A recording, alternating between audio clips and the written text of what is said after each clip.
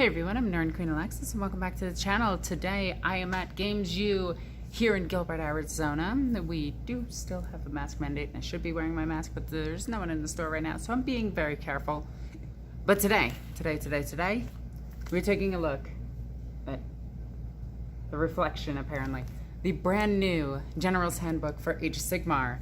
Now I recently just got into Age of Sigmar, so a lot of the stuff doesn't really affect me, but there's a massive point change that actually does affect me because Sniper Viper went up to 95 points instead of 40, which is kind of significant for me because I really like my Sniper Viper. It's pretty much the only spell in AOS that I've cast. So we got the pitch battle profiles. We've got some battle tactic pop-out thingies with some markers and everything. That's kind of neato mosquito. Core rule references on the back of the book itself, which is pretty cool. It's all laid out with tabs. Oh, I love it. I love it. I don't need to do this myself. Oh, that is cool. That is so cool. Let's dive into this. All right, so diving into this, I got my buddy Simon here to help me out because he knows more about Age of Sigmar than I do. Hello. And he's a really cool dude. Let's not go that far. Okay, we won't go that far. Alright, oh. This is all the points increases and everything. Yep, so any point differences between old edition and new edition, this is where you're going to find everything. Yep, which is a shame because all of my stuff went up in points.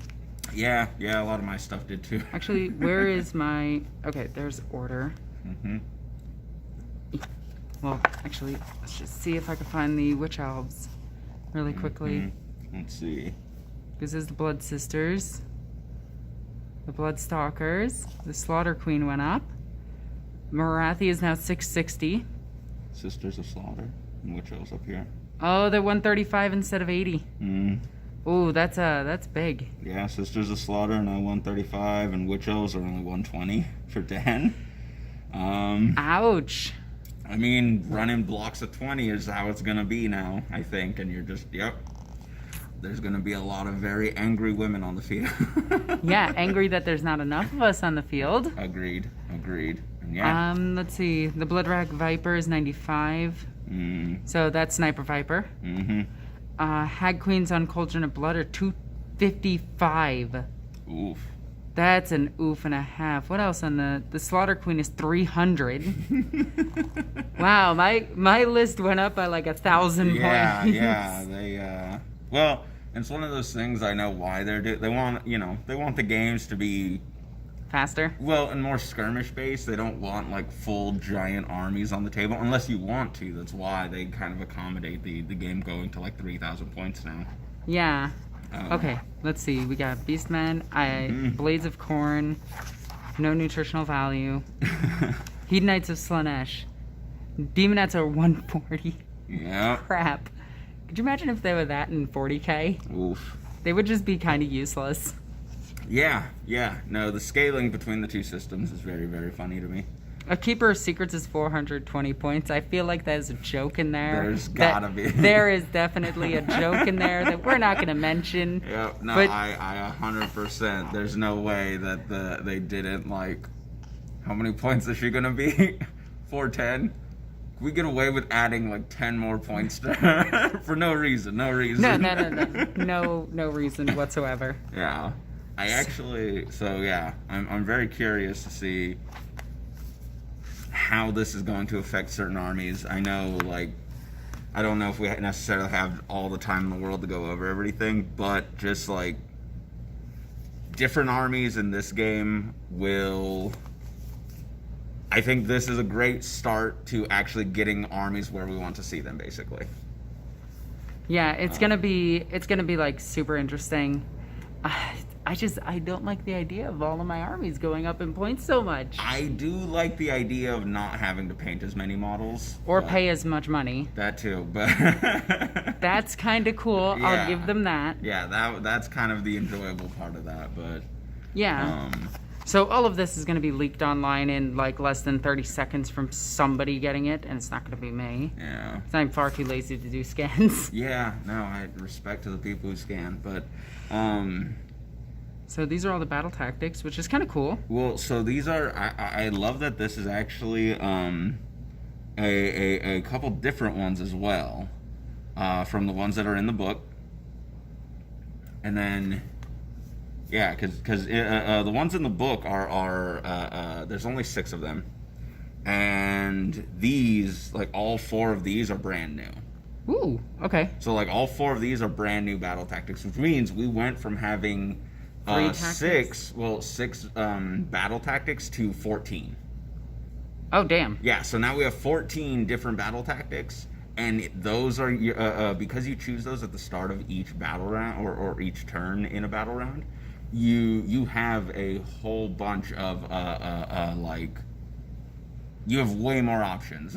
Most games only go till turn 5, so you have 14 different options over 5 turns to potentially score points. Instead of doing the useless one, like, I'll try to kill you Warlord this turn. Yeah. Even though it's like turn 1. Yeah, exactly. Or you know, there's some that have very obvious choices for obvious turns, but I like that these extra ones are going to be adding more options. Mm-hmm. Well, let's go over them really quickly. Well, this is 8 here. Yeah. Yeah, there's 8 in here, so go ahead and read this. So broken ranks. When you reveal this battle tactic, pick 1 battle line unit from your opponent's starting army on the battlefield. You complete this battle tactic if that unit is destroyed during this turn. If that unit was destroyed by an attack made by a friendly monster or an ability of a friendly monster, score 1 additional victory point. Oh, nice. So you get 1 no matter what. If you kill it with a monster, you get 2. Yeah, well, you get 2 no matter what. If you kill it with a monster, you get 3. Oh, wait, what? Battle tactics score you 2 points. Ooh. Yeah. So then, Conquer. When you reveal this battle tactic, pick 1 objective marker on the battlefield that your opponent controls. You complete this battle tactic if you control that objective marker at the end of this turn. Okay, So if my daughters just ripped apart a unit of Orks on an objective that they were controlling. Yeah. Yeah. Which, so I actually like that just because that also is either similar or the same. So there might be... It might be instead of we have 6 now, we have 8, and these are also being like just going to supplant the ones in the rule book. But I don't know if that's the case, because that is very, very similar to one that's already in the rule book about just kicking someone off an objective. Now, I do like, if this is just an add-on, I like that I can do that twice in a turn. Yes. You know, it encourages objective play, which I enjoy. Because so Slay the Warlord. You complete this battle tactic if the model chosen to be your opponent's general is slain during this turn. Oh, nice. And this one also has the caveat of a monster. If the monster gets a kill, you score 1 additional point. So they're really pushing for monster fights. Monsters... The game is turning into a kaiju game. I'm okay with this. Yeah, no, monsters definitely are way more viable, in particular because they don't have the same restrictions that heroes do. So in the hero phase... It says, like, even if you have, like, 6 heroes on the field, only 1 hero can do a heroic action. Right? Yeah, and this monsters can all do. Every monster can do a monstrous action. There are only 4, so generally over 4 monsters is kind of a, you know... Wait, isn't that just the one ogre army? No, pretty much almost every army can play a version of, like, Monster Hammer instead of Warhammer. Or Hero Hammer. Yeah, Hero Hammer in this edition probably isn't going to be super strong outside of the fact that, like, your general and certain heroes are going to give big area buffs. So that's nice, but you one of the things I like about Age of Sigmar is that one hero, unless your dice are really hot, one hero can't just steamroll the table. I don't know about that one. I've been steamrolled 3 times by 3 different heroes. But that's the thing. When dice are hot, you know, that there's no way you can plan around that. But anyway, so Ferocious Advance. When you reveal this battle tactic, pick 3 different units from your starting army on the battlefield. You complete this battle tactic if all of the units picked run in the following movement phase and finish that run within 3 inches of each other. So if I take 3 Daughters of Cain units and run all 3 of them. That's 2 points. Yeah. All right. Which, good. That's a great... I'm just happy that it's very obvious we have some very, very, like, clear... This is a turn 1 objective. Yeah, no, it's pretty cool. Just move this over a little bit. There we go. Sure. Bring it down. When you reveal this battle tactic, pick 1 enemy monster on the battlefield. You complete this battle tactic if that unit is destroyed during this turn. If that enemy monster is destroyed by an attack made by a friendly monster, so kaiju fight, score 1 additional. Let them fight. Exactly. I'm very excited for the big Titanic monster fights in this edition. Aggressive expansion. When you reveal this battle tactic, pick 2 objective markers on the battlefield that are not wholly within your territory. You complete this battle tactic if you control both objective markers at the end of this turn. Yeah, that one's pretty fair. That's one of, again, that's incredibly situational. Monster and the next ones. Of course, yeah. I like aggressive expansion. That's definitely going to be a... Is it bad that I think of Keith Ledger Joker going aggressive expansion? No. And then he throws the broken pool stick between them. We're going to have tryouts. Yep. Yeah. The what's it? Oh yeah, I forgot about that scene. Nice deep cut. Yeah, right? All right, so let's see. Monsters take over. When you reveal this battle tactic, pick 1 monster from your starting army on the battlefield. You complete this battle tactic if that monster is contesting an objective marker that you control at the end of this turn, and that objective marker is not controlled by an enemy monster. So, interesting thing that I note is they're saying starting army, so not ones you summon in. No, yeah, so that's actually going to be a, what's it? A big part of this game. Yeah, so summoning is a very, very big part of the game, like Magic in general. Yes, summoning. Hitting the summon jutsus. Like summoning jutsu? Mm-hmm. Okay, but I like that they're making the distinction that you can't just, like, summon an army and then have that army like try and hold objectives or cap things. It's like, no, the advantage of being able to summon is you're getting a free unit, not I'm summoning free units and then I'm gonna like take and hold objectives with them and just sit on stuff. And so I'm curious to see how that's gonna change people's ideas about summoning as the edition kind of rolls out. And then the last one we have... Savage Spearhead. You complete this battle tactic if there are 2 or more units from your starting army wholly within your opponent's territory at the end of this turn. If 2 or more of those units are monsters, score 1 additional victory point. Monster fights. Yeah, no, they really leaned into the giving monsters a lot of options in this edition. I really like it. Jeez. Some really good ones here, though. Yeah, no, solid. But all right, let's crack into this handbook. Now, cool thing is, they got tabs. Oh, MGs. I don't need to put tabs in it. I know. They pre-tabbed our book. Endless spell updates. Oh, is Sniper Viper there? Dunno. Let's see. No, these look like the standard ones. Oh, yeah. Yeah, they probably are just bringing all of the old Endless spells up to line with the new edition. Giving them a... there's probably equal parts buff and nerf in there. I'd have to actually sit down and read through everything to really get it. Nice. They included the rules again, which is real nice. And then I like that all of these books actually do include a small copy of the rules. Yes, it's so good. It's just it makes my life so much easier not having to tote around the entire giant book. Yes, yeah. Like that's actually one of the knowing that's in there now. It's even more reason for me to pick up a copy of this book because yeah, the mini rule book is way better than having to tote. I just feel like I'm in school. Yes. Like it's a textbook. Like and you have to carry them all around in your backpack and you're so yeah. excited for your game. Yeah, no, I have a backpack and it's just full of like 20 pounds of books and I'm certain it's not good for my back, but also I kind of need the rule books to play these games. So here we are. That's the CKS, you know? Yep. But okay, oh, nice. Okay, so the pitch battle thing, great. Battle plans, this is what I'm excited about. All right, so let's just go over to battle plans. Yeah, because battle plans. Battle plans, .15. Nice. Yeah, there they are as well. Yep. Fighting, looks like Slaneshi demons or cultists. Yeah, Hedonites of Slanesh. Yep. All right, so the battle plans, this is where they give us all the new information about. So missions? Right now, missions essentially. Yeah. In the main rulebook, there's 3. Yeah. And I've played Pillage and Burn. I've played 5 games of New Age of Sigmar. 3 of them have been Pillage and Burn.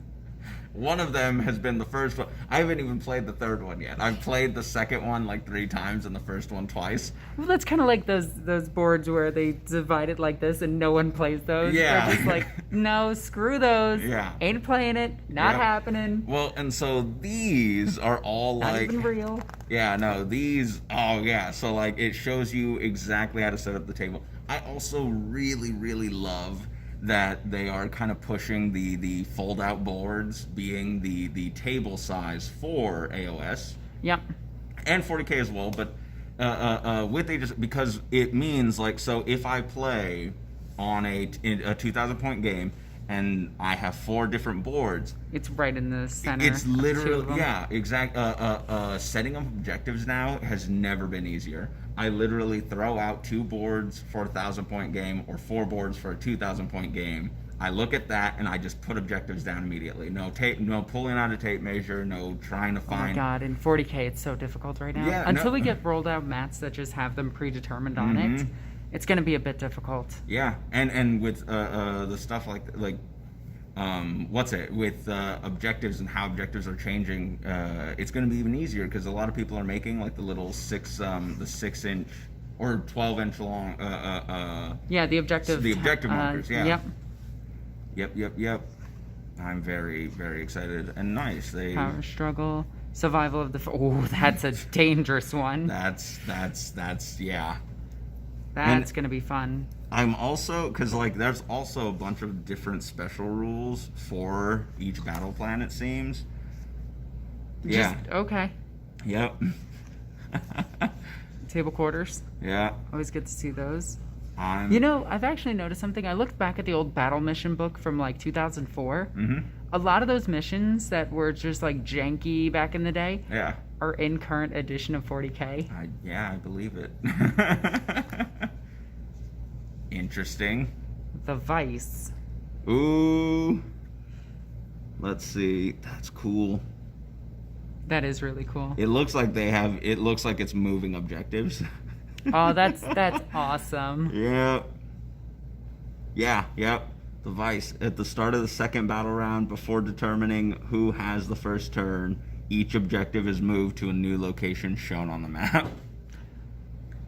So that is so cool. Yeah. No, so again, Age of Sigmar just kind of seems like a playground for a lot of the developers, and it just kind of seems like they're doing real cool, fun, interesting stuff. But like it's one of those things. When the Mega Gargants came out, and you found I found out that one of the special abilities of the Gargant is to literally like kick objectives away.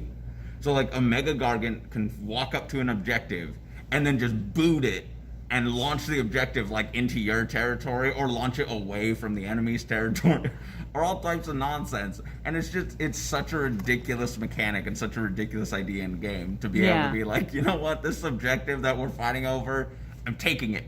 I'm putting it over here. I love it. Mm-hmm. I love it. Oh, there's so many too. Yeah, no, that's why I was saying I was very excited for this book because I was tired of playing Pillage and Burn. Okay, so that's the last one. It looks like there's about 6 in here. I was not counting as we went through. 3, 4, 5, 6. Yeah, 6. Okay, 6. So now we have 9 different battles. Yep. Yeah, 9 different battle plans. Then we have the core rules back here and the endless spell update, the erratas and everything. Yep. And all the battle tomes that are going to be in this section, I believe. Let's see. Core. Oh, yeah. Yeah, they're all in this section. Look at this. This is crazy. All the endless spells. This is absolutely insane. How many are here? I'm very excited. I'm glad that they didn't make this something that like you had to kind of track down and hunt all over the place. And I am going to point this out again. Oh, How many? Yep. Love it. Love it. Well, yeah, the player's code, absolutely amazing. Needs to be in 40K so we can get rid of those toxic players. Agreed. But most of those toxic players don't actually play the game. They just complain about it. Well, you know, I think half the fun of playing a Games Workshop game is complaining about the Games Workshop game. But, some people really just take it too far. Yeah, that is definitely fair. I mean, so yeah. we have the entire rule book right in here. I love it. Minus the core missions, it looks like. Yeah, it looks like you still need to have the actual big rule book for. But it doesn't matter if you want those missions because you just play these ones. Yeah, that's kind of my feeling about it. Yeah, because that's like the new 2021 book. You don't need the other one because it says take everything out of this book. So like secondary objectives, primary objectives, all the that missions. Yep. All that good stuff. And then we have the indexed rules already. So tons of stuff, and I love the fact that they're bringing back in. Like, my inner nerd is happy about this. Yeah. Like, I could just be like, instead of trying to scroll through like 1,000 pages, because I remember 7th edition where they didn't have this, or 6th edition it was. One of the editions where they didn't have an index, and it was brutally difficult to find anything. Yep. So I'm glad they have this. Yeah, no, I'm very, very happy about this book. Very excited to see kind of where it goes next and where the hobby's going to go next, you know. I also love that they are, like, the 4 factions being a little bit more, like, friendly with each other. Like there's more of a coherency between, like, Grand Alliance Destruction and Grand Alliance Chaos and Grand Alliance Order and Grand Alliance Death. Like, all the Grand Alliances, I personally think going forward are gonna be much bigger deals. Because last edition was all about like also the fracturing. Recommended minimum battlefield size.